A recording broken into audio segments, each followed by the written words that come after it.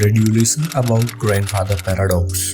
चलिए मैं एक्सप्लेन करता हूँ। मान लीजिए फ्यूचर में आप इतने बड़े साइंटिस्ट बन चुके हो कि आप एक टाइम मशीन का आविष्कार कर देते हो और इसके बाद आप सोचते हो कि क्यों ना भूतकाल में जाकर अपने दादाजी का बचपन देखा जाए और उस समय के माहौल का मजा लिया जाए।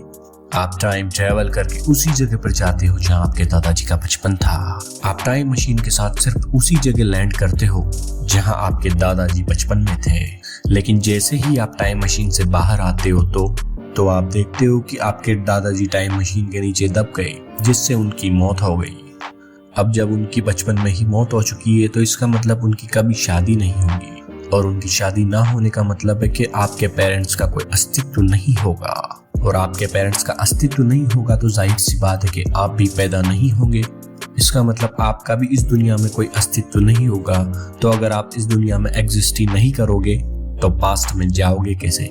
इसी को कहते हैं ग्रैंडफादर पैराडॉक्स और ये काफी कंफ्यूजिंग सा सवाल है। इसीलिए साइंटिस्टों ने थ्योरी दिया, अगर मान लीजिए मल्टीवर्स या पैरेलल वर्स एग्जिस्ट करता है तो फिर ये संभव नहीं हो पाएगा। जैसे कि मान लीजिए आप अभी ये वीडियो देख रहे हैं लेकिन दूसरे ब्रह्मांड में आपकी कार्बन कॉपी इसी समय कुछ और कर रही है।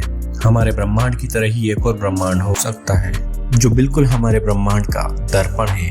हमारी पृथ्वी की तरह ही पृथ्वी भी वहां मौजूद हो सकती है और केवल पृथ्वी ही नहीं, सौर मंडल भी, हमारी आकाशगंगा, मिल्की वे जैसी सभी चीजें वैसी ही हैं। सिर्फ एक ब्रह्मांड ही नहीं, हमारे जैसे कई ऐसे ब्रह्मांड हैं जो अनंत हैं और इसे ही पैरेलल यूनिवर्स कहा जाता है।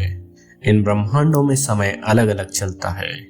इसके अनुसार अगर आप इस पृथ्वी पर क्रिकेट खेल रहे हैं तो आप किसी अन्य पृथ्वी पर तैर रहे होंगे और किसी अन्य ब्रह्मांड में कुछ और कर रहे होंगे।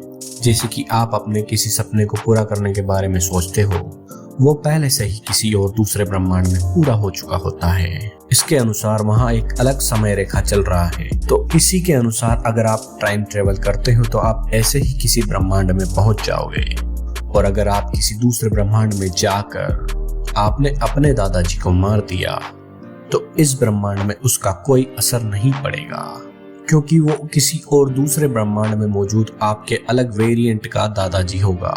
इस थियोरी को सच मानने का कारण यह है कि जो सपने या डेजावू हमें आते हैं वो कुछ समय बाद सच हो जाते हैं।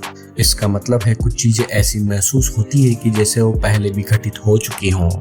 इसीलिए हम सपने में भी इसे कभी कभार देखते हैं या फिर डेजावू महसूस करते हैं।